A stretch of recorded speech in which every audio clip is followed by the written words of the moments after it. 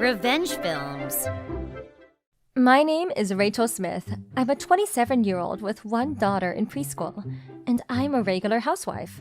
I met my husband through an arranged blind date, and we are now in our 4th year of being married. When we first got married, I thought he was a good person who really cared about his mother. But I am now left in despair. And as usual, I got a message from Thomas. I won't be coming home today. My mom said that she's making curry, so come over. And I'm just gonna sleep over there. Wait, what about Naomi? What about picking up Naomi from preschool? Do I have to spell it out for you? It means that you need to go pick her up. A mother's job is to just look after her kids. You should watch and learn from my mom. If not, I'm happy to divorce you. That again? That's right. My husband, Thomas, was the most extreme of extreme mama boys. If he didn't spend time with his mother regularly, his stress would build up and he would throw tantrums in the house. He would suddenly go back to his family's house or go out for dinner with his mom. And I was always stuck taking care of our daughter Naomi by myself. And I kept having to quit whatever part-time job I had. More than anything, in order to make me prove that I was a worthy mother, like his favorite mama, he would always throw around the word divorce as he forced me to do all of the chores and child raising myself. What? Only $100? You're telling me to cover all the living expenses for our family of 3 with this? I want to be able to send even just a little bit to my mom every month. Plus, isn't it a wife's job to figure out the family finances through knowledge and compromise?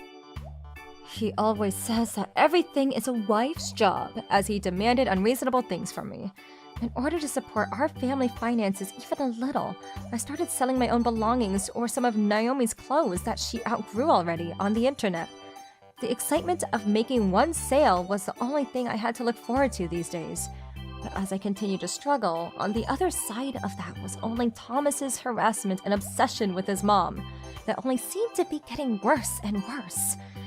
Every meal I would make, he would say that it was disgusting and slam it into the trash can, before storming out to go eat his own mother's cooking. Naomi always said that she loved my cooking and would eat it with a smile on her face. That was my husband, but I felt like Naomi needed a father. So, as much as I didn't want to do it, I decided to try talking to my mother-in-law about it. You said Thomas won't eat your cooking? Well, isn't it because you have a taste of a peasant? It's because you've only eaten cheap and tasteless things since you were little. Ever since the first time I met her, my mother-in-law would always humiliate me and she laughed in my face. Even though it was clearly verbal abuse, I would always grit my teeth and take it. I feel so sorry for Naomi too. She says your cooking is delicious, right? She's already got a tongue of a peasant. I don't care how much my mother-in-law said to me, but as soon as she started making fun of Naomi too, I had reached my limits. I wrapped up the conversation and stormed out of my mother-in-law's house full of anger. That was when I got a message from Thomas. It read that tomorrow he would be leaving on a vacation with his mother. Hey, that's enough already! Before you take care of your mother, you should be taking care of us, your family! Isn't that your job as a husband? It's not like I ever really thought about your happiness. Plus, obviously, my mother's happiness is the most important priority. Are you being serious? The only reason I married you is because your dad's company was starting to go downhill. So it was a political marriage. Your dad came begging to my dad, even though I didn't want to marry you in the first place. I had a hard time believing that my father would use me in a political marriage for his business. But if that were to be the case, then, for my dad and for Naomi, I knew it was up to me. If all I had to do was tolerate it and work hard, then I desperately did my best to suppress my anger. It's not like you could divorce me anyway, right? Because you would only become more poor. Oh, that's right. The divorce papers are in the cabinet, so feel free at any point. Well then, I'm gonna get going. I could feel my blood boiling, but I took deep breaths and tried to calm down as I headed back home. I couldn't leave Naomi at home alone, so I called my dad and asked him to come over. When I got home, my dad was already in the kitchen cooking dinner for all of us. I hadn't been able to have my dad's cooking in a while, and it was so delicious. Naomi also seemed happy. It was such a nostalgic taste that all of a sudden tears fell from my eyes. Rachel? What's wrong? Did something happen? Dad, is it true that your company is about to go bankrupt? Huh? What are you saying? I don't mean to brag, but we've never once been in a deficit in the history of the company. What? Then what about my arranged marriage? 2 weeks later, the idiot mother and son duo who came back from their vacation went straight up to my mother's house. Waiting for them there wasn't me, but instead Thomas's dad. His face is as pale as a ghost. Dad, what's wrong? Are you feeling sick or something? You stupid idiot! Go apologize to Miss Rachel immediately! What? Why on earth should I have to go to apologize to Rachel? That's right. The boy is the husband supporting the family. He should do no such thing. How did I end up with such a stupid son? That day, when I told my dad what I heard from Thomas, it turns out that it was actually the opposite situation. Thomas's father was on the verge of losing his business, so he repeatedly begged my dad over and over again and pushed for a marriage proposal. My dad assumed that I would flat out say no, but at the time, I was so busy at work that I wanted to get away from it.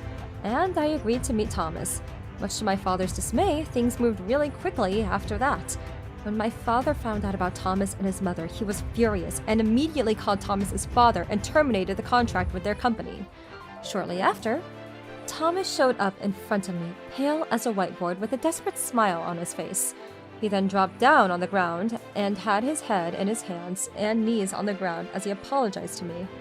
With the most pained smile and tears on his face as he dropped his head multiple times to me. Standing behind him was his mother with a similarly pained smile and a sorry look on her face. Miss Rachel, Thomas is down on his knees apologizing to you, so you should forgive him. You will, right? And you're not going to apologize to me? What? But I haven't done anything, have I? If that's really what you think, then please go home. I don't want to see your face. I glared at my mother-in-law and didn't budge, and as if she gave in, she reluctantly got down on her knees and put her head on the ground next to Thomas. I'm begging you, Rachel. I was in the wrong. Please forgive me. I promise I'll take care of Naomi and I'll help out around the house too, so please come back to me. What do you mean come back? We're not even family anymore. What does that mean? Are you going to divorce me? Well, I'm not gonna let you do that. The divorce papers that you left in the cabinets. I've already turned them in. You had already filled them out and signed already. No way. What have you done, you stupid son? You were the one that told me to do that, Mom! The two of them started blaming one another, and eventually it turned into a full-on fistfight between mother and son. It was such an awful sight to see that I decided to shower them with some words that I knew would quiet them both down. I will be sure to collect both of the settlement fee and child support fees from you. If you get hurt now, how do you plan on working to earn any money to pay it? When I said that, the two of them froze mid-fight, and slowly their faces started to crumble as tears came streaming down. At first, Thomas's father's company received a small contract from my dad's company, albeit a tiny one, and they were given work and managed to escape bankruptcy. And of course, after putting the company in the most dangerous position and nearly causing its demise, Thomas was fired. On top of that, after his harassment towards me and hiding his excessive amount of money with his mother, his father got suspicious and opened an investigation into Thomas. As it turns out, all the money he spent was on meals and holidays with his mother, and he was embezzling from the company. When it came to light, Thomas and his mother was disowned. In order to pay the settlement fee and child support fees to me every month, I heard that they're both working in a local supermarket. I moved back into my parents' house with Naomi. Perhaps because she was with the grandma and grandpa, I feel like Naomi was smiling a lot more than before now, too. That day, my baby was just about to turn 1 year old, so I was on my way back to my parents' house to see my family. The car was a gift from my older brother when I gave birth to my first child, and it was still brand new. I was driving that car, and just as I entered my hometown, I was tailgated by some random aggressive car. It was a very narrow road, and I had my baby in the car, so I was on the verge of panicking, but I desperately tried to remain calm and deal with it. But, as if to mess with me even more, the car stuck as close to me as possible. I put the turn signal on and tried to merge to the side, but because he was so close behind, I was worried that merging would cause us to collide, and I couldn't do anything. The street was narrow, so there was no space for me to avoid it. And because it was a winding road, I couldn't go any faster than 40 miles per hour. I saw a stop sign up ahead at the T crossroad, so I slowed down to try to stop, when I suddenly felt an extreme impact from behind. I felt my entire body launch forward as the right front corner of my car slammed into a wall and glass broke, launching the airbags inside. I immediately looked to check on my baby, and while it seemed like there were no injuries, my baby started crying hysterically. As for me, I felt a searing pain through my right hand, and the broken glass must have flown towards my head because I felt blood dripping down my face. Suddenly, the driver of the car stormed out of his car and started yelling at me. Why the hell are you driving so slow? Because of you, we're in this stupid crash. You think this is a joke? You better pay for these damages. Because of the impact, my body hurts. So you better pay a settlement fee. Even though he was the one who caused the accident, I knew I shouldn't have to pay anything. But more than anything, I was so worried about my baby. Please, call an ambulance. I don't know where my cell phone is because it fell somewhere and I can't move my right arm. Please! In my broken state, I begged him, but then the guy's girlfriend appeared as well. What do I care? More importantly, what are you gonna do about my car? That's an expensive car, you know. He didn't look like he was going to be calling an ambulance anytime soon. My head was pounding and my body was in so much pain. I felt my consciousness fading, but I desperately begged them to please help my 1-year-old child. Thankfully, witnesses of the accident came to the rescue, and the girlfriend spoke up. Hey, this isn't looking good. Don't you think the police are going to come?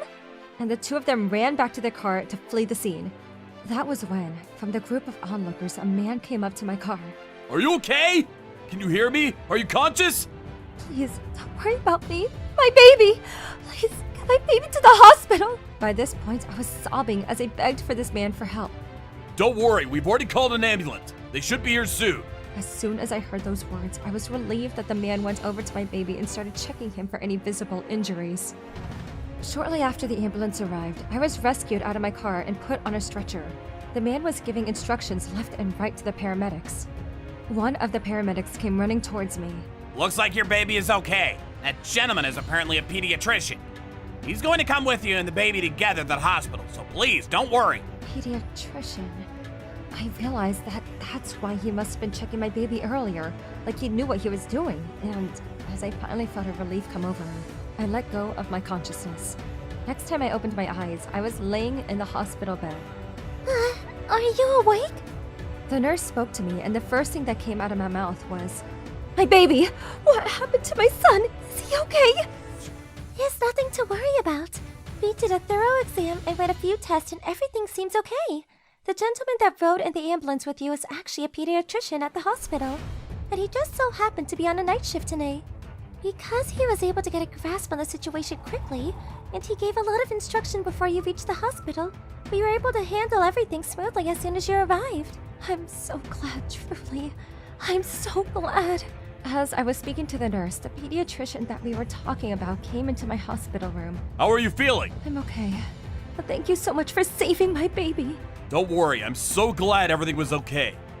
We have your son in the pediatrics department right now. We're gonna keep an eye on him today, and if everything seems alright, then you'll be able to take him home tomorrow. Where do you live? Actually, I was in the middle of driving back to my parents' home when I was met with a reckless driver. I explained in detail everything that happened right before and right after the accident to the pediatrician and the nurse. But in the end, they got away, so I need to contact the police and file a report. That's true. The police did come to the scene of the accident, but they decided to wait until you were in a better condition for any questioning. Also, I actually think I might know who the person was that was driving the car that crashed into you. Really? It turns out that while he was also helping me and my baby, the doctor had also gotten the license plate and the model of the car that crashed into me. And he was shocked when he found out the name on the registration. What? The car belongs to the medical director of this hospital? Yes, I think that was one out of the many cars that he owned, and the person driving it must have been his son, who is currently a medical student. I'll also be informing the medical director about this incident, so please rest and focus on your recovery. Yes, thank you very much. The next day, the police arrived and I explained everything to them again. From the actual accident to the reckless driving leading up to it. Luckily, my brother had already placed a camera on the car when he was gifting it to me, so we had plenty of evidence of the reckless driving. Then, the medical director and his wife, followed by their son, the medical student, and driver of the car, came into my hospital room and got on their knees to apologize. We are so terribly sorry that this happened. There is nothing we can say that can apologize enough, especially with your young child involved. The father and mother kept apologizing to me over and over again. To be honest, when I heard that he was the medical director, I had a slightly bad feeling of the arrogant person that he might be. But I was completely wrong. If anything, he was extremely regretful of the situation. We are so terribly sorry that this happened. We will, of course, be paying a settlement fee for you and your baby. And there will be no charges from this hospital either. Their son, however... This idiot was driving so slowly, that's why I crashed into her. This is all her fault. Why the hell should we have to pay anything? Because of her, I got whiplash, you know? And the expensive car was dented too. This is all because you got in my car without my permission again. No matter how many times I've told you not to touch my car. Your whiplash was all because of your own reckless driving. There is absolutely nothing to blame on this poor woman. If this idiot hadn't slowed down out of nowhere, none of this would have happened. That's enough! You're the idiot here. There's plenty of footage and evidence of your reckless driving. On top of that, to not only cause the accident, but then leave a woman and her baby in a car and run away. You're an embarrassment. You're not my son. You're nothing to me now. Hey, what are you saying? All I did was tease her a little bit. You're being dramatic. It's not that big a deal. Dramatic? Not that big of a deal? Do you not realize that you could have taken both of their lives in that situation? You are absolutely unfit to become a doctor. And you are, of course, going to be expelled from your medical school. Are you serious? But I'm about to graduate. And I already have a job secured at this hospital. And you're the one that put all of that to shame. Police and now having a criminal record, that all went to dust. And he was also expelled from his medical school. At the same time, he was immediately kicked out of the house by his parents. His girlfriend that was there with him was at a different university, but as an accomplice in the incident, she was also expelled from her university. Between being arrested and being expelled from their respective universities, I'm sure that the two of them will have a difficult life ahead of them. But that was all their own doing. You reap what you sow. After that, my baby and I both made full recoveries, and we were discharged from the hospital. While I was in the hospital, my parents came to visit me too, but from the medical director, I received not only a brand new car, but also way more than enough of a settlement payment. He said that he just paid it all up front for me, but that he would make his son pay everything back to him in full. As for their son, he was kicked out of their house and subsequently lost his parents' connection and their financial support. And I can already see how many part-time jobs he'll have to get in order to pay back his debt. He's lived his whole life until now doing whatever he wanted with no sense of responsibility. So I can only imagine the reality he'll be faced with at work. But I couldn't care less. I hope he gets what he deserves. I never thought that I would be a direct victim of reckless driving. And when that resulted in a car crash, I truly didn't know what to do. But I was really lucky that the person who happened to come help was a pediatrician, and the culprit's parents were nearby and such good people. So as fortunate as the accident was, the results ended up being okay. I couldn't believe that the guy was so close to graduating from medical school, but I'm so glad that a person like him who doesn't know the value of life wasn't going to become a doctor. My name is Nicole.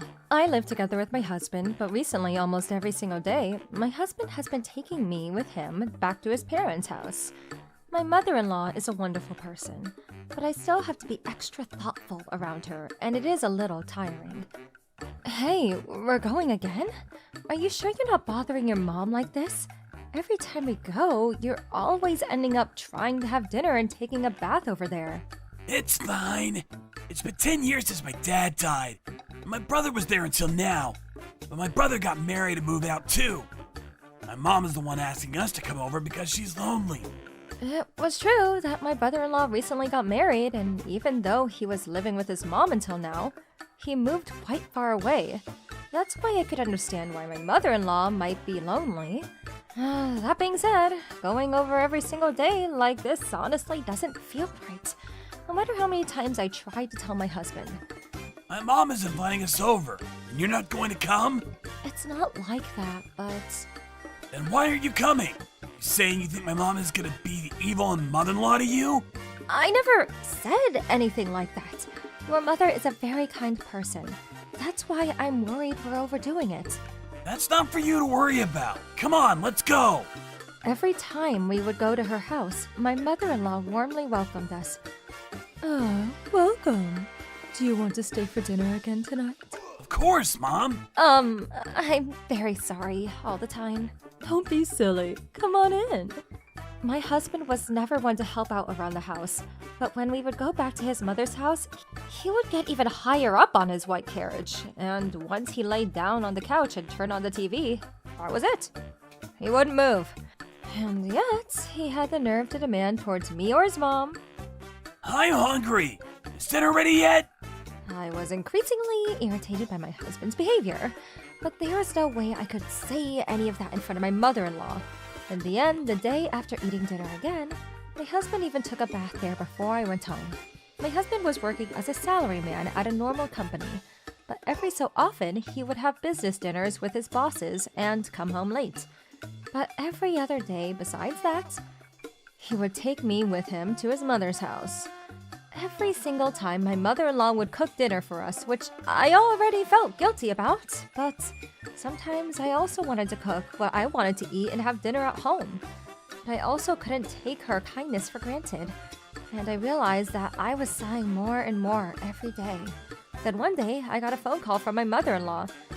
Nicole, I'm really sorry to bother you, but would you mind coming over? Of course, I'll be right over. That day, my husband had a business dinner, so he was going to be home late. I had just cooked myself what I wanted to eat and finished dinner. I thought it was strange that my mother-in-law would call me, especially at this time. So I wondered if there was something on her mind. To my shock, as soon as I got to her house, she'd sat down on her knees to apologize to me. What? What's going on? Please, get up! I'm so very sorry. I know that your mother is sick and that you are struggling, but I don't have much of my husband's life insurance left, and there's only so much that I can do to support you while living off my social security. Please, I beg you for your understanding.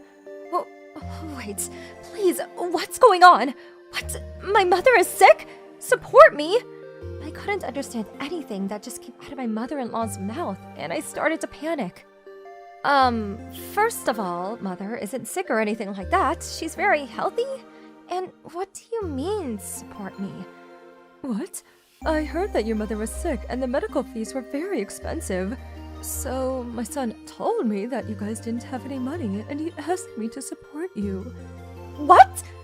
I don't know what you're talking about. Also, I don't know what support that is, but I never received anything. Before that, I had heard that you didn't have any money, so I was giving my husband a little extra every month. There's no way! I've never received anything, not once. The two of us looked at each other blankly, and we were so shocked at what the other was saying that we both fell silent. Oh, wait a second. Let me just organize my thoughts really quickly. Yes, I'm trying to as well. A few moments of silence later. Does this mean that we're both being fooled? I believe so. So I need to speak to my son about this. Yes. He is working late today, right? Let me know when you are both free. I'll adjust my schedule and let's have a proper chat with him. If he tries to come up with any excuses in the meantime, we'll be in trouble. So please, don't say anything to him. You got it. I went straight home and my husband arrived home shortly after as though nothing had happened. When I looked at my husband's face, my blood was boiling, but I knew that this is not time. So I desperately suppressed my feelings and let the days pass. Then that day, my mother-in-law invited us over to her house. What on earth is going on? My husband seemed annoyed, but as soon as he saw the person waiting for us at his mother's house, he jumped. My brother? What are you doing here? My brother-in-law looked nothing like my husband, and was a lot scarier than him as well. We need to talk to you. Sit down there. My husband couldn't go against his older brother and quietly sat down. Then my brother-in-law said something that even shocked me. Mom asked me to do a little digging, so I looked into what you've been up to. You lied about those business dinners, and you were actually spending your money on escorts, weren't you? How do you know that? A friend of mine used to work at an investigative agency, and I had a connection, so I had them look into it. I couldn't believe it. My husband was not only lying to me and his mom for money, he was also lying about the business dinners and draining his money on escorts. My mother-in-law sat there with our jaws dropped. You were lying to Mom and to Miss Nicole, weren't you? What? No, well... I think that's what he said when my brother-in-law's right jab met my husband right in the cheek, and he went flying across the room and fell smack on the tile. That was a rhetorical question! Do you have any idea what you've done? Looks like you've already withdrawn over $30,000 from Mom. And on top of that, you were getting $500 every month from your wife. I was always planning on returning it somehow. And how exactly were you planning on returning it, you piece of crap? And in order to make it seem like your lies were more believable, you were dragging her to the house all the time. You're truly the worst. When my mother-in-law and I found out about my husband's lies, I had so much anger boiling inside of me.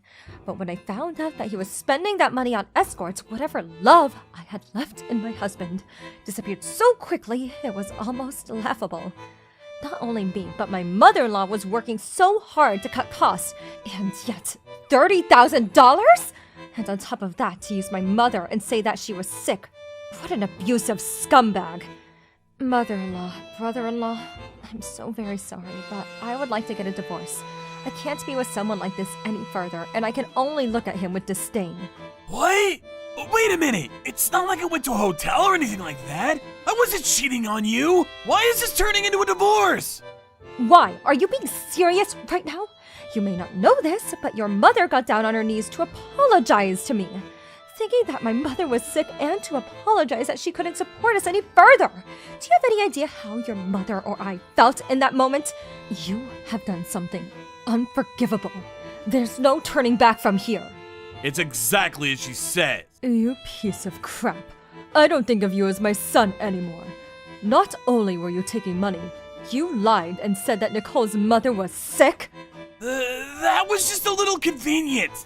It's not like she's actually sick, so everything is fine, right? I see. Well, in that case, in my mind, you're dead now. That's true. I'm going to think the same way. Hey, what are you both saying? I'm right here and I'm alive! Why are you just erasing my existence? Hey!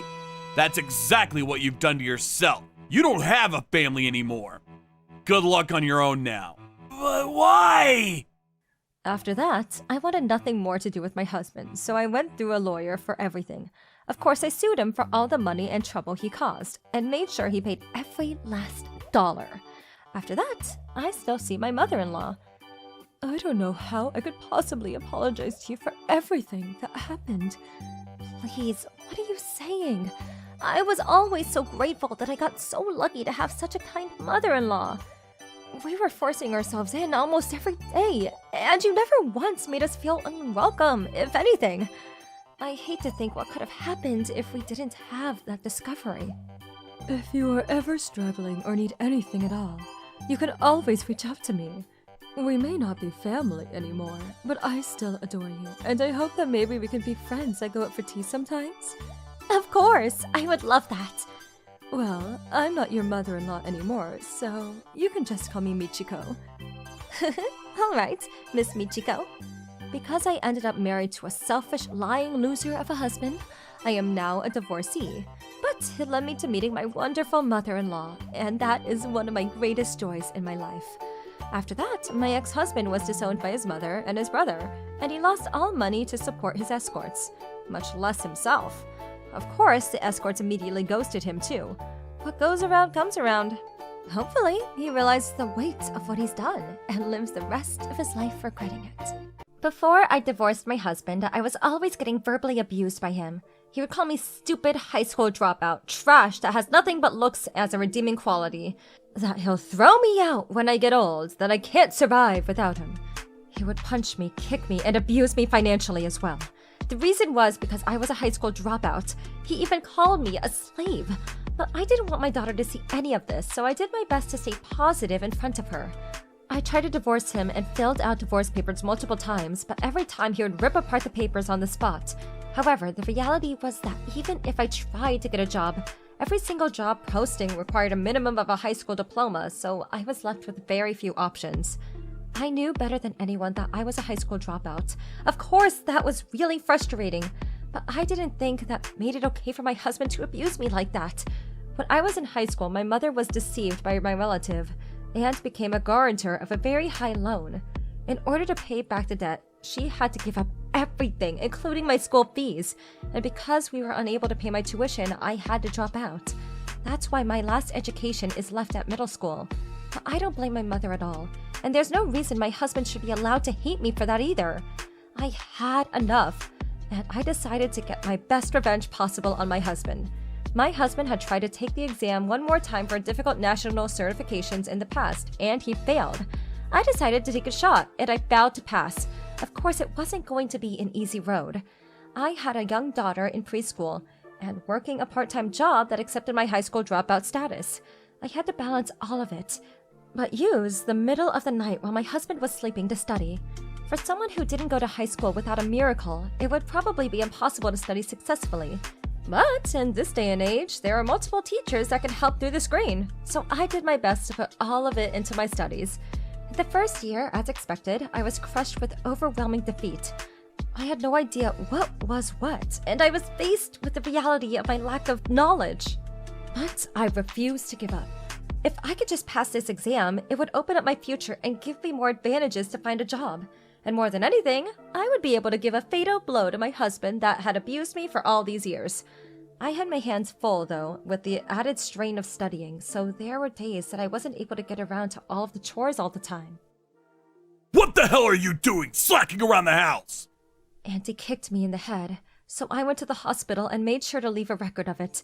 That only became more motivation for me, so once my daughter and my husband went to sleep at night, I studied like crazy. I only left the bare minimum of study materials like my books and my notebooks at home, and everything else I left at the rental locker. Whenever I have time, I would also stop by the library to study. The second year, I failed once again, but in the third year, a miracle came upon me. No way, I passed! I can't believe it, I passed! I had no one to celebrate with or to compliment me, and What makes you think that a stupid high school dropout like you has any right to an opinion against me? You should just shut your mouth and listen to what I tell you to do! I had tears streaming down my face as I saw the results. A few days later, my husband came to me as usual, and he became physically violent, so I hit back with a certificate. "Who's the stupid one now?" I said as I showed him the certificate that I passed the exam. "You've always belittled me and said that I was brainless, but from what I recall, you have failed at passing the exam. So, do you still think you have the right to belittle me? At the very least, you can't anymore because I did what you couldn't and I passed the legal exam that you failed." Shut up! As soon as I said that, my husband snapped and went insane. He lunged towards me and started punching and kicking with all his strength. There's obviously no way that an idiot like you would ever pass! You're lying! Who do you think you are? You stupid, brainless high school dropout! I desperately tried to protect myself as I curled up in a ball and took his punches and kicks, when suddenly our next door neighbor started banging on the door aggressively. Are you okay? I can hear some loud noises and someone yelling, but are you okay? He yelled inside. Our apartment was actually the corner door, and the unit next door was always empty, but a few days ago, a new resident had just moved in. The new neighbor continued. The police will be here soon! Please open up the door! My husband was furious, Damn it! Sticking your nose where it doesn't belong! but then when he heard the sirens, I was taken in an ambulance to the hospital, and I had fractures all over my body. My husband was arrested on the spot and taken in by the police. My entire body was in excruciating physical pain because of my husband, but mentally and emotionally, I felt completely different. First, I was able to somehow pass the legal exam, and that crap husband never was able to. And I succeeded in showing him my intelligence. On top of that, by passing the exam, I also gained the confidence that even if I divorced my husband, I would be able to make a living and support myself and my daughter. This changed everything. After I finished my treatment and went back home, I went straight to the neighbor's house to thank him, and then I went to the city office to file for a divorce before packing up me and my daughter's belongings. There's no point in being here anymore. I've done everything that I needed to. With my daughter by my side, we left the house together. After that, I went to the police and told him how I tried to get a divorce many times, but my husband had refused. At that time, I also explained how I know money of my own right now. The police officer then introduced me to various services such as legal housing provided by the city for me to get back on my feet. With a place to go, I was finally able to divorce my husband. and I turned in all of the photos and medical exam reports that I had gathered to serve as evidence of his abuse. Thanks to that, I was able to collect a settlement fee from my husband as well. However, even though I may have a certification, I wasn't sure if I would be able to have a steady life in the beginning. Our living expenses were only going to continue increasing as my daughter got older. I did receive the settlement from my husband, but I was nervous about the future. When I discussed all of this with the city services, they introduced me to a shared housing program for single mothers. There, I met other women who had also been abused by their husbands, or others who were struggling to make ends meet alone. Our room was small, but the kitchen and other spaces were shared, and everybody took responsibility for themselves, and seemed to enjoy living there together. It was my first time living with others, and especially with strangers I've never met, so I was a little bit uneasy at first. Welcome. Nice to meet you. All of the other mothers in the house were extremely warm and welcoming, and there were kids that were around the same age as my daughter, and she was able to make friends with all of them. Even though everybody had a different situation, every person had gone through a lot of pain and difficulty and ended up here. And they were shocked that I spent 3 years studying for the legal exam in order to get revenge on my husband. What exactly was the certification for? To become a leader notary. That's amazing! You worked hard just so that you could do what your husband couldn't? And you studied alone? I watched many videos and took as many online classes as I could, and I saved up little by little to buy the textbooks too. But I had never properly studied before, so it was a lot harder than I expected. It was all worth it. Between the housework and raising your child and your part-time job. And you were studying while your husband was asleep, right? That's incredible. I wasn't doing any of this because I wanted the compliments, but after 3 years of studying alone and also being alone when I got the results, I was so happy to finally be complimented by someone for the first time that I felt tears streaming down my face. Thank you so much. Thank you. All right, we're going to celebrate you today. Let's do it. You and I can cook together. What? You're going to make Kelly cook even though we're celebrating her? Because Kelly's daughter was saying that her mom's cooking was the best, right, Catherine? Yeah, Mom's cooking is so good. I would love to try it. Kelly, would you mind? Sure. Just like that, I made friends in the shared housing with a group of women who had overcome their own difficulties. I lived there for about 6 months until I finally had a steady enough income to move out the shared housing. But I still keep in touch with all of my friends there. Apparently, they were inspired by me, and now they're all studying to get their own certifications. As for my husband, after being arrested by the police and divorced by me, they discovered the years of abuse that he had been committing towards me, and he was fired from his job. I heard this years later when I ran into my old neighbor from my old neighborhood. My husband had been working in sales and met with a lot of people through his job. However, after being arrested and charged for domestic violence and abuse, I can understand why the company saw him as a liability. After being fired from his company and the town finding out his true nature, my husband had nowhere to go and gave up on finding a job either.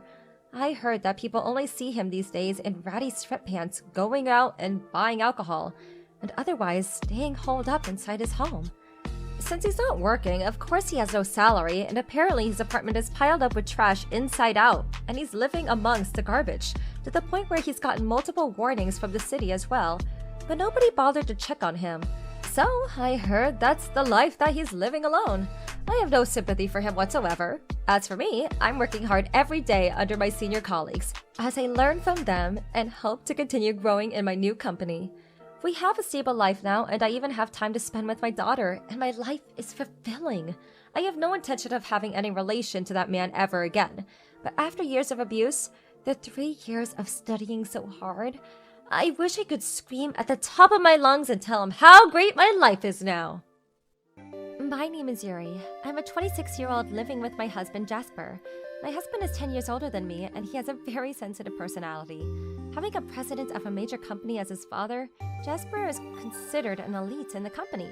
This high-rise building where we currently live in was bought by my father-in-law as a private residence, but now it's under Jasper's name.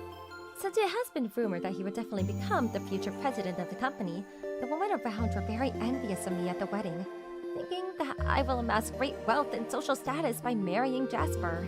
3 years into our marriage, I noticed something strange about my husband. We used to sleep together in the same room, but he even started telling me that he wants to sleep in a different room. When I asked him for the reason why, he replied, Because I want to sleep peacefully by myself. That's literally all he said. He didn't explain any further, so I didn't force him to say any more. But since then, he has changed a lot. He used to say no every single time he got invited to go out for a drink after work, but he's been coming home lately making excuses like going out for drinks after work with some colleagues. What's more is that even during weekdays, he goes out alone more often, giving us less time to spend with each other as a couple. Smelling something fishy going on, I started to think that he was cheating on me. I decided to look for possible evidence that he might be having an affair. One night, after checking that my husband was already asleep, I checked his work bag. With my heart pounding like crazy, I opened his work bag and looked inside. Just as expected, the contents were neatly placed. However, I didn't find any evidence like receipts or scheduled meetings. Just when I felt relieved that I didn't find any evidence of my husband cheating, I let out a deep sigh of relief and thought about how organized Jasper really is. That's when he crept up from behind and asked me what in the world I was doing. Surprised, I shrieked and fell onto the floor on my bum. But when I looked at my husband, he said the following in a very clear and composed manner. You won't find any evidence even if you search very hard. Huh? What are you talking about? You're suspecting that I'm having an affair, aren't you? Yes. But that's only because you've been acting really weird lately. You're cheating on me, right? Just tell me honestly. You should be saying things like that when you actually have evidence. I don't have time to waste on stupid, baseless accusation. You're just wasting my time, so I'm going to sleep now. He said and went back to his room. After that, he comes home late more often, but I couldn't find a single piece of evidence of his affair. However, I continued to believe my intuition. Thinking about it would only make me overthink, so one day, when he contacted me that he'll be late, I decided to go to my parents' house and talk to my mother about it. I'm home. What brought you here at this time of day? It's unusual for you to come visit during dinner. Where's Jasper? He's not with you today? Mom, I have something to tell you. Listen. Welcome home, big sis. You're here too, Zinnia? Where's your husband? He's on a business trip, so he's out with me. I can't believe that my 2 married daughters are here visiting me. Strange, but I'm happy about it. This is my lucky day. So what brought you here, Yuri? Right. The reason why I came here is because I wanted to talk to you about Jasper. Your husband? Why? Did something happen? Yeah, he's been acting strangely lately. Strange? What do you mean strange? Like what? Then I explained my husband's weird behavior lately. At first, my mother said that I was just overthinking, but the more details I told her, she started taking my side. You're right. That actually sounds suspicious. I know, right? I'm sure he's cheating on me. You're right. That's a possibility. Hey, the two of you, don't you think you're overreacting? You watch too much soap opera. There's no way an elite man like Jasper would do anything like that. Zinnia, you're quite naive and you don't really know much about the real world. That's why you say things like that. Hey, don't take it out on me like that. Oh, it's about time. I'm going to meet a friend, so I'll be going off now. Have a good day. Why did my younger sister goodbye to me in a formal manner? And besides, the sun had already set. Having a good evening would be correct. I thought that her being formal with me was new and made me feel a bit strange, but despite that, I was happy to be in the comfort of my parents' house again. So I pushed that thought away and put on a smile as Zinnia rushed out the door. When I arrived home, no one greeted me back because my husband wasn't home yet. I heard the door open around 11 p.m. and saw Jasper come home. Welcome home. You're quite late. Where have you been? I had overtime work to do. You're still awake? I told you that you could sleep before me. Are you sure it's really because of overtime? I said I have overtime work. Don't you believe me? We don't spend much time together these days. We're sleeping in separate beds and rooms. We're a couple. We're married. The situation is very strange. Are you suspecting me of having an affair only for those reasons? You know my personality, right? I'm a perfectionist. There's no way I'll leave a trail of evidence. With that said, you're being comical. You're just being straight out crazy for accusing me falsely. All that you're saying is just saying nonsense. That's why you should stop being suspicious of me. My husband said that, went to take a shower, thinking that I might not have a chance of winning this argument. I went to bed, but I couldn't sleep because I was very frustrated for not being able to counter strongly. Then 3 weeks later, when my husband went on a business trip, I executed a certain well-thought-out plan. When night fell, I called my husband and he picked up the phone after a few rings. Hello? Where are you right now? I just arrived at the hotel. What do you want? Is that so? So is Zinnia there with you too? What? You're with her, aren't you? I know everything. What are you saying? Enjoy your last affair. Hey, wait! What do you mean? It was 3 weeks before when I realized the truth about my husband's affair. Since Jason came home late for days in a row, I went over to my parents' house again to talk to my mother about it. But when arrived at the house, my mother and my younger sister were there.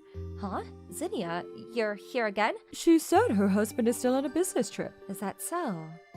Anyway, listen, Mom. Jasper won't admit that he's having an affair. He said that I don't have the right to suspect him of cheating when I don't have evidence to prove it, so... I think you're just being comical. You're just being straight out crazy for accusing him without evidence. Huh? You're probably just overthinking it. I'm going to see a friend of mine. I'm running late, so... You're going home that late again tonight? Inevitably, yes. You're right about that. Stop using strange words. You're making me feel irritated. You'll disturb me if you come home late since I'll be asleep by then, so... You should go home to your own house. It's no big deal, right? I'll come home silently so I don't wake you up. I'll tiptoe if I have to. Bye now. That's when I realized that my younger sister was subconsciously mimicking my husband's manner of speaking and his commonly used phrases and vocabulary, so I immediately called Zinnia's husband. Then that's when I knew that Zinnia lied to her husband and left the house for a couple days. According to her husband, Zinnia told her that her mother fell ill and she needs to take care of her. Hearing that, my suspicion turned into certainty. Since that day, I found out the truth. Zinnia's husband and I formed a team and worked together, contrary to what my husband, my younger sister, is slovenly and naive. That's why she left so much evidence of their love affair. Her husband found a whole album filled with pictures of my husband and Zinnia's trips. There was even a picture of them in bed that I think Zinnia took a picture of and kept it a secret from my husband. That picture became conclusive evidence and I decided to file for divorce. That's when my revenge came to an end. Hey! Are you listening to me? What love affair are you talking about? I sent you a picture, so take a look at it. A picture? What? This is... Zinnia is there with you, isn't she? Ask her. Why don't you ask her why she did something so stupid like take a picture? This is conductive evidence, isn't it? By the way, I already sent the picture to your parents. What? You gotta be kidding me! I'm not joking, it's true. I wonder what your sensible father will think of this. Yuri! What have you done? You have no right to shout at me and be angry at me like that, you cheating bastard. I already wrote the official divorce papers, so I'll send it to you later. Tell me when you find a place to live. What? A place to live? What do you mean? Your father contacted me earlier and told me that he's willing to give it to me. That house is under my name! Your father already changed it to my name, you know? He already changed the keys, too, so you're not welcome in this house anymore. You will never be able to step inside this house ever again. But... Give the phone to Zinnia. Okay, I will. Big sis, I'm so sorry. It was just an impulse. Please forgive me. I beg you. Don't tell our parents about this. I already told them. I'm sorry, but not sorry. Mom and Dad asked me to tell you that they don't want to see your cheating face ever again. I'm sorry. I apologize. So please forgive me. Your husband also said that he will change the keys to your house, so you don't have a place to go home to now. You've got to be kidding me. How about you camp out somewhere? Toodles. Hey, big sis, Yuri! After that, I demanded alimony from both my husband and my younger sister. Having nowhere else to go, Zinnia tried to stay at my parents' house, but they refused to let her in, and no one knows where in the world she is now. As for my ex-husband, he got disowned by his parents and got fired by his own father. With the distribution of property, he lost all of his savings for alimony payments. Jasper used to ride on his parents' power, so he had an easy life until now, but he now lives a very poor life in a small rundown apartment, very different from his previous life of living in a high-rise building. As for me, since my ex-father-in-law felt really bad for me, he suggested that I become his secretary, and I ended up earning a high salary. Betrayed by my husband and my younger sister, I had a very deep emotional wound. Can you imagine the emotional damage that I've been through? But despite that, I'm determined to make a name for myself, and instead of crying about the past, I look forward to what the future has to offer. My little brother had Down syndrome, but he passed away and we held a funeral for him. My parents were crying at the service and my mom said, "He was an angel, and God has called him back home." They were both in tears, and since they were always busy, I've had to take care of my brother for as long as I can remember. I took him to and from school, cooked his meals, gave him baths, everything. Honestly, taking care of him was all I ever did. I never got to play with my friends, either before or after school. Having a brother with Down syndrome is harder than you can imagine. There were times where he would have difficulty communicating with me, and my classmates would often make rude remarks about his appearance when they saw him. I was the one who had to apologize when he got into fights at school. It was a really rough life. I told my parents about all of this, but my mom said, "Families have to support each other. You're his sister. You wouldn't abandon your own brother, would you?" They never helped me at all. I accidentally chuckled a bit while remembering my brother during the funeral. My mother must have noticed because she came up to me during the reception and said, "You're happy your brother is dead, aren't you? You're not sad at all." Of course I'm sad. But don't you remember what you did to me? How dare you? She started laying into me. I had a little bit to drink, so I lost it. I don't want to hear that from you. You never did anything for him. You shoved him off into me from the time I was in daycare. Do you have any idea how hard it was for me? You have no right to mourn his death. All you want is sympathy. That's what it's all about. I ended up venting years' worth of pent-up frustration. My mom hit me as hard as she could. She jumped on the table and started kicking and punching me. A few bystanders pulled her off of me, and after the reception, I immediately packed my stuff and went to my aunt's house. My aunt was always very kind to me, and had been telling my parents they needed to lighten up on me. She's just a child. You shouldn't be forcing Carrie to take care of her brother. Do you know how hard it is to take care of a child with Down syndrome? What if you need to quit your job and look after him? But she never did manage to get through to them. Nothing ever changed. They never helped me with my brother. What about Carrie's life? She had to take care of her brother. She never had time to play with her friends. And you're not taking care of your son or your daughter at all. They never listened. My aunt was the only person who I could look for help. One time, my brother got sick with a really high fever, but I called my parents and they said, "You look after him, Carrie. We're busy with work," and hung up on me. I didn't know what to do, so I called my aunt and she came right over to take him to the hospital. When my parents got back from work, she said to them, "What were you thinking making Carrie look after her brother when he had a fever? That's child abuse." "Abuse? Us? Don't be ridiculous. We told Carrie to take care of everything. If anything happens to him, it's all Carrie's fault." They blamed me for his fever. My parents said they were working to support my brother, but they were really just abusing me. Even still, I never once abandoned my brother and took care of him for years and years. But I must admit, it was all physically and mentally exhausting. When I left home, my aunt said to me, "You are so strong, Carrie.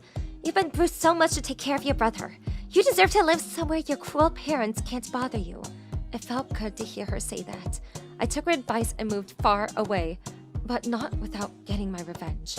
My mother had beaten me up pretty badly at the funeral, so I went to get myself checked out by the doctor. My aunt introduced me to a lawyer friend of hers, and I sued my parents for all the unpaid labor they had forced me to do, as well as damages for pain and suffering from the funeral. At the same time, I was getting ready to move out of town. When my mother found out about my lawsuit, she said, "Why should I have to pay you anything? You were his sister. Of course you should look after him. Your brother is gone, so he doesn't need this money anymore. We worked hard to earn this money, so it's all ours." Unbelievable, right? But that wasn't going to work. After all, everyone around us knew that my parents had forced me to look after my brother for all these years, so we had plenty of witnesses to how unfair they were. I may have been several years older than my brother, but even still, how could they make me look after a child with Down syndrome? I think everybody who saw us could tell something was off. When walking through town, people would ask me, "Aren't your mother and father around?" Even when I got older, I would still get compliments like, "Carrie, you're such a dependable girl." Actually, barely anyone in town had ever seen my brother together with my parents, so I went around to everyone I could think of to get statements about my parents. From daycare to elementary school and even the hospital, there are tons of people who knew that I was the only one taking care of my brother. That's how much my parents pushed off looking after my brother onto me. So no matter how much my parents said, "We were working to support our son. We didn't do anything wrong," no one believed them. The court sided with me and they made my parents pay me the massive amount in damages. My mom said, "I lost my son and now you're taking my money too? You evil girl, you wicked brat!" The karma came back to bite her in the end. My parents' school found out about my lawsuit against them. They were in charge of teaching children at the school. But after word got around about what they had done to me, forcing me to care for my brother all these years, they truly lost their trust in the community. The students' parents said, "I don't want that kind of person teaching my child. Did you hear? They made their own daughter look after the child with Down syndrome. I can't imagine how that poor girl must have felt. How could they? What a bunch of creeps." The school got so many calls from my parents wanting to transfer out of their classes that eventually they got fired. They didn't lose their teaching licenses, but word spread fast in small town. Soon, everyone knew that they were abusive parents. I heard that no school in the state would hire them, and honestly, they're getting what they deserve. After getting the lawsuit payments from my parents, I left town and moved to this city in another state where my friend and my aunt lives. She showed me around the town and even set me up with a nice room. When I was leaving town, my aunt said to me, I'm so proud for all you've done. I know your brother appreciated you too. Now you're free to go on and live whatever life you choose to. "I'm so glad she was there for me. Thank you so much for everything. Nothing I could say or do would ever be enough to thank her. Being away from my hometown for the first time means every day is full of new discoveries, and I'm absolutely loving the new life here. My aunt's friend got me a job at a great company where everyone is nice. I've made sure to keep in touch with my aunt even after leaving town. The word on the street is that between my lawsuit and losing their jobs, my parents had to sell their house, and they're currently living in a tiny rundown apartment in a bad neighborhood. I didn't hate my brother. It's just that being forced to take care of a Down syndrome child by myself every day was too much of a burden on me. To be honest, there were times where I wanted to run away from all of it. My aunt said that my little brother appreciated me, but I did kind of lose control at his funeral. So I hope he isn't too angry with me now when he's looking down at me from heaven. I'll never forget my brother. I'll cherish our time together for as long as I live. Recently, about 2 times per month, my classmates and upperclassmen from high school have been getting together to go drinking. But I was really busy with work and I was often running late. That being said, I already told everybody about that from the beginning, and they all understand my situation. Kevin, you were late again today. My bad. This guy's name was Chad. He was the person responsible for inviting me to these gatherings when I saw him a few months ago. Hey, Kevin, long time no see. Yeah, it's been a while. We all get together and go drinking about 2 times per month. You should come. I'm sorry. I've been really busy with work lately and I don't have that much time these days. I'm sure everyone would be happy to see you, so just come by when you can. I'm gonna be really late, but are you sure? Yeah, we'd be happy to see you. That's what he said to me when he invited me, so I joined. But some days I would barely get there before the end of the party. That day as well, I didn't finish my work until just before the gathering was about to finish. Maybe I should throw in a message that I won't be joining today. I picked up the phone and called Chad, but instead... Everyone's gonna go home soon, so at least come say hi. No, it's already late. Everyone's going home anyway, right? It's still fine, just come. He kept insisting, so I ended up going. But just as I expected, everybody had just walked out of the bar. Oh, Kevin. I guess you didn't make it in time today. I'm sorry, work's been crazy. Don't worry about it. There's always next time. I was having a lighthearted conversation by the exit when Chad found me. He then put his hand in front of me. All right, the $45 participation fee. What? What do you mean, what? You know how this works. Come on, surely not. You guys will just left the bar. But you still participated, didn't you? What you're trying to do is the same thing as saying you didn't drink much, so you're not gonna be paid the $45 participation fee. No, you know that's different from this. Because I didn't even go inside the restaurant today. What the hell? Are you saying that you don't want to participate in eating and drinking with your friends and see your classmates? That's not what I'm saying, but... Well then, just pay up. Don't worry, the others that were late also paid too. I felt concerned and I reluctantly paid him the participation fee. Then one day, my work plans got canceled and it opened up my plans for the evening. So for the first time in a while, I was able to participate in the gathering from the beginning. As soon as I got to the bar, my friend said, "Oh, look who it is. You joining us from the beginning today?" "Yeah, I actually had work in the evening, but it got canceled." "Well, come, sit down over here. How are you these days? Work really busy?" I guess so. As I was catching up with my friend, Chad showed up with a girl. Huh? Who's that girl beside him? Oh, apparently that's Chad's fiance. Hey, you've been coming late, so you may not have met her yet, but she's been joining a lot recently. Really? Chad walked right over to me. Yo, Kevin! I actually have some news for you. Guess what? I'm getting married! Is that so? Congratulations!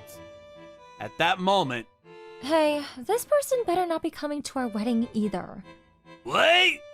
Please, don't send him an invitation either. What are you saying? This guy is an important friend. But didn't you say that this guy was a rebellious sociopath? What? He can't keep promises and he's flaky and doesn't respect time, right? On top of that, he's self-centered and he only shows up whenever he wants to and doesn't care about what anyone else thinks. Those are clear signs of a sociopath and nothing else. And you said the reason why he's always late is because he's messing around with his other rebel friends. I don't want someone like that to taint our wedding. Hey, what are you saying? You said it yourself, didn't you? That even though everybody had made plans together, one person would always show up midway through. That, even though he showed up late, he wouldn't pay the participation fee, saying he barely ate or drank. Hey, no, I never said any of that. It's all a misunderstanding, Kevin. interesting. So that's what this guy's been saying about me behind my back. No, it's alright. There's no need for me to go if that's how she feels about it. But that's really okay with you, right? Yes, please, don't come. Hey!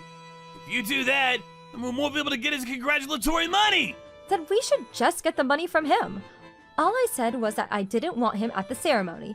It's his friend's wedding, so obviously he should be giving congratulatory money, right? Chad smirked when he heard this. She's right. Sorry, that's the situation. So if you wouldn't mind refraining from coming to the ceremony, that would be great. But you're still gonna give us the celebratory money, right? You know, at least a minimum of $1,000. I know you're doing pretty well these days, right? Are you kidding me? As if I would give 1 penny towards you guys. I stormed out of the restaurant. I couldn't believe her attitude despite meeting me for the very first time. And more than anything, I was irritated by Chad, who'd been talking trash about me like that behind my back. After that night, I stopped joining these gatherings. The obvious reason was because I didn't want to see those two. I was fully focused in my work. Before I knew it, time had passed. Then I heard a rumor that their wedding had already finished, but I honestly could have cared less. Then one day, one of my friends contacted me and said we should go drinking. And since I hadn't seen anyone in a while, I headed towards the bar to meet him. Yo, how you been? Okay, I guess. Is everything alright?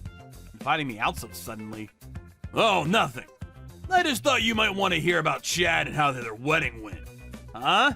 I honestly don't care though. No, just listen. I also heard this from someone, and it's seriously hilarious. What do you mean you heard from someone? You didn't go? Not just me. Everybody that was at that gathering that night, nobody went. Are you serious? I was shocked as I leaned in to listen to my friend's story. As it turns out, Chad and his fiance's attitudes were so awful that everybody that was there that day was taken aback. On top of that, Chad started saying, You all better put at least $500 in those envelopes. to which my friend replied, Why should we have to put in that much when we're not even your family? Chad's response didn't make things better. What do you mean, why? Why else do you think I'm hanging out with losers like you? So that you can be useful at times like these. He apparently didn't hesitate. Everyone exploded from there. And even though they had received invitation, nobody RSVP'd or showed up to the wedding. I guess that guy was a true piece of crap. Yeah, but it gets better. What? Obviously, no one from our group showed up. But we all started telling people about what he said to you, and to all of us. And a lot of people found out. Apparently, it even got back to his boss. And then? It turns out that one of those bosses is someone who knows you pretty well. Huh? Although, if it's Chad's company, I wonder if it's Mr. Harrison. Recently, we've been meeting a lot about collaborating on a certain product. Yeah, that sounds about right. And apparently that Mr. Harrison had gone to the wedding. But after hearing what happened to you, he confronted Chad about it at the wedding. I heard a rumor that you were talking trash about your old friends, but is that true? No, that must be some kind of misunderstanding. Even then, looks like you have an awful lot of empty seats. Apparently they all got sick and had upset stomachs. Is that so? At the very least, I feel like I have a much better idea about the kind of person you are. Wait! What is that supposed to mean, sir? I don't feel well. Pardon me, but I'm gonna leave now too. Mr. Harrison! After that, we found out that Chad was actually in the running to lead a really big project, and he was fighting for the spot with his other colleagues. So he was going behind their backs around the office too. And since he was getting married, I guess he tried to act more manly. But everybody found out about what he did to us. His reputation immediately went down to the ground. Of course, he wasn't chosen to lead that project, and I heard he hasn't been able to leave his home since. On top of that, as for that girl, someone at the table had taken a video of her bad-mouthing towards me, and he blurred her face out but posted it on social media with the title, "A girl with a bad personality came after us to pay a ridiculous amount of celebratory wedding money." Even though her face was blurred, everybody around town recognized the bar. And based on her voice, they figured out who it might be, and the rumors spread like wildfire. I heard the two of them ran away from this town together. Well, apparently after being taken out of the running for the leader position, I heard Chad's rating and reputation only continued to crumble. And that maybe he had actually been relegated to an outside office. At this point, I really don't care. I heard from other friends how he was taking my participation fee from them even when I wasn't there. And I'm just glad that he's gone now, and he lost way more than just the participation money from our group. What goes around comes around, as they say. How was today's video? If you enjoyed it, please subscribe, like, and leave a comment. Stay tuned for more.